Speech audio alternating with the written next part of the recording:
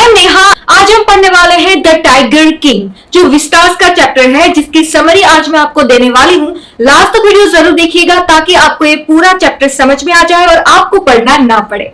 Guys, lecture में आगे बढ़ने से पहले अगर आपने अभी तक हमारे चैनल बिंग कॉमर्स को सब्सक्राइब नहीं किया है तो कर लीजिए और बेल आइकन को प्रेस कर दीजिए कि आपको हमारे चैनल की सारी नई नोटिफिकेशन मिलती रहे।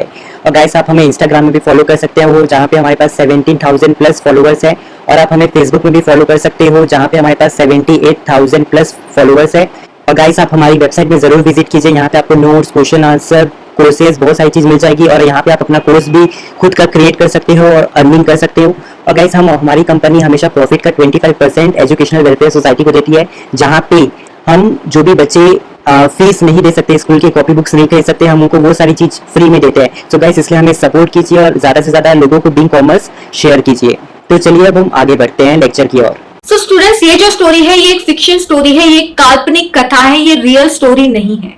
कहानी की शुरुआत होती है प्रतिबंधपुरम से। प्रतिबंधपुरम में एक सभा में एक 10 दिन के बच्चे के ऊपर कुछ एस्ट्रोलॉजर्स भविष्यवाणी करते हैं और भविष्यवाणी में ये बताते हैं कि ये जो बच्चा है वो चैंपियन बनेगा, बहुत आगे जाएगा। पर प्रॉब्लम इज दैट कि ये जो बच्चा है वो जल्द मर भी जाएगा। तो ऐसे में ही एक चमत्कार होता है और वो जो 10 दिन का बच्चा है वो बोलने लगता है।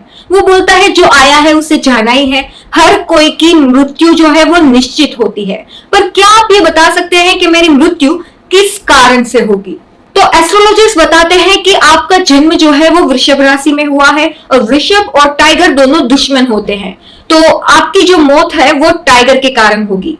और फिर कहानी 20 इयर्स आगे चली जाती है। 20 साल के बाद वो जो 10 दिन का बच्चा है वो 20 साल का हो जाता है और वो प्रतिबंधपुरम का राजा बन जाता है। तो प्रतिबंधपुरम एक ऐसी जगह है जहाँ पे बहुत घने जंगल है और घने जंगल में बहुत ज्यादा टाइगर्स भी है। तो ये जो झुंझुन बहादुर है, जो कि राजा है, वो टाइगर्स का शिकार करना स्टार्ट कर देता है और पहला टाइगर मार देता है और एस्ट्रोलॉजर को बुलाता है और कहता है, आपने भविष्यवाणी की थी ना कि मेरे मौत का कारण टाइगर बनेगा, देखिए मैंने टाइगर को मार दिया है। तब एस्ट्रोलॉजर बताते हैं कि आपको खतरा पहले टाइगर से नहीं था, आपको खतरा है 100th टाइगर से, मतलब जो 100वां टाइगर होगा ना वो आपकी मौत का कारण बनेगा।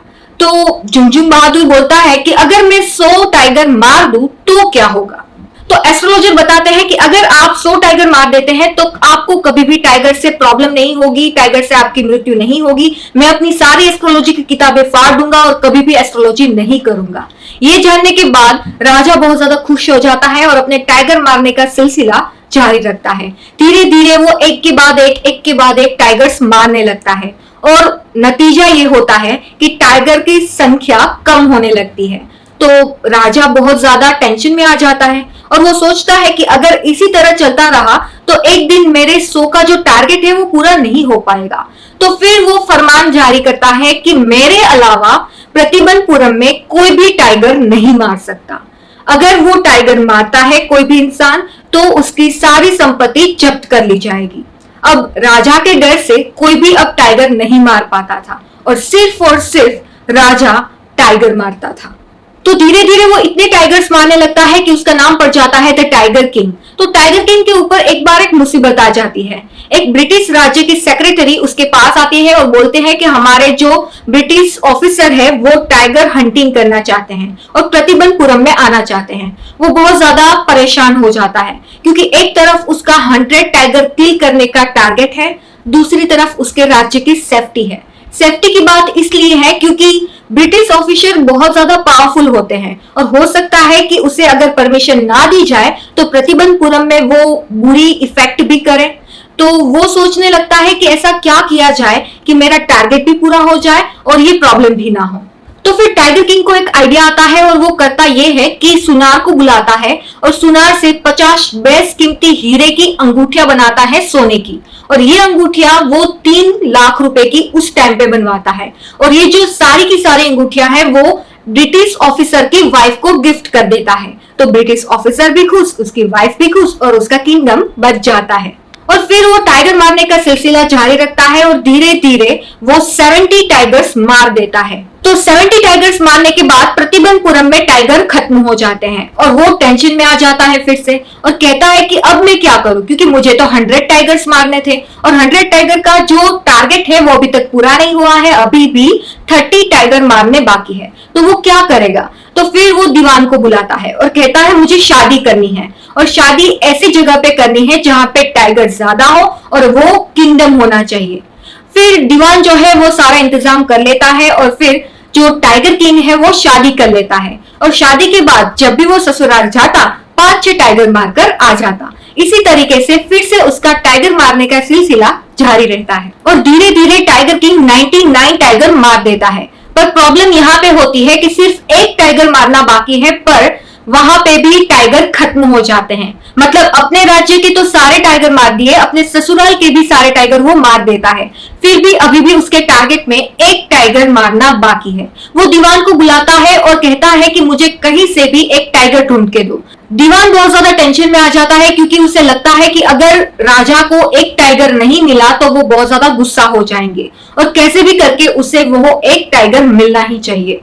और फिर दीवान ये करता है कि वो पार्क से एक टाइगर मंगवा लेता है और उसे जंगल में छोड़ देता है। फिर राजा जो है वो शिकार करने निकलते हैं और वो देख जाते हैं कि एक टाइगर अभी भी बचा हुआ है और वो उसे मार देते हैं। वो बहुत ज्यादा खुश हो जाते हैं और कहते हैं कि इस लास्ट वन टाइगर का जुलूस निकाला जाए क्योंकि उसने 100 टाइगर मार दिए हैं। पर होता यह है कि राजा जो है वो ये मानकर चला जाता है कि उसने टाइगर को मार दिया और जब शिकारी लोग वहां पे पास जाकर देखते हैं तो टाइगर अभी जिंदा है, मतलब टाइगर मरा नहीं था। अब वो वापस जाके राजा को ये बताने का रिस्क नहीं ले सकते थे, तो वो लोग खुद ही उस टाइगर को मार देते थे। तो अल्टीमेटली हुआ ये कि अभी तक राजा ने 99 टाइगर्स ही मारे हैं। एक टाइगर जो वो मारने की कोशिश कर चुके हैं पर मरा नहीं था, उसे मारा है शिकारियों ने। तो जो वो लास्ट टाइगर था 100 टाइगर, उसका जुलूस निकलवा दिया जाता है और राज्य में शांति हो जाती है क्योंकि अब टाइगर किंग ये मान रहा होता है कि उसका जो टारगेट है वो खत्म हो चुका है, कंप्लीट हो चुका है।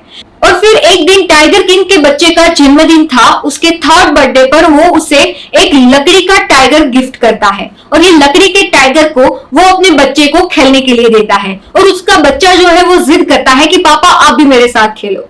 तो वो दोनों खेल रहे होते हैं और उसी टाइम उसके राइट हैंड में उस लकड़ी के टाइगर की फांस जो है वो चुभ जाती है और वो फांस इस तरीके से चुभती है कि उससे पूरे शरीर में इन्फेक्शन हो जाता है। बहुत ज्यादा डॉक्टर्स को बुलाया जाता है और डॉक्टर्स जो है वो फांस तो निकाल देते हैं पर वो टाइगर किंग, वो राजा मर जाता है।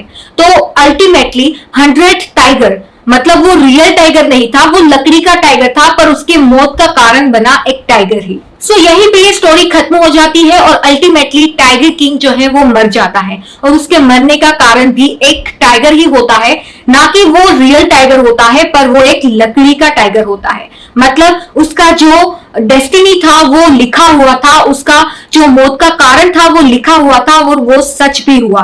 वो सोच रहा था कि वो रियल टाइगर्स को मार देगा तो उसका जो टारगेट है वो पूरा कर देगा तो वो बच जाएगा, पर ऐसा हुआ नहीं। उसके मौत का कारण एक छोटा सा लकड़ी का टाइगर बन गया।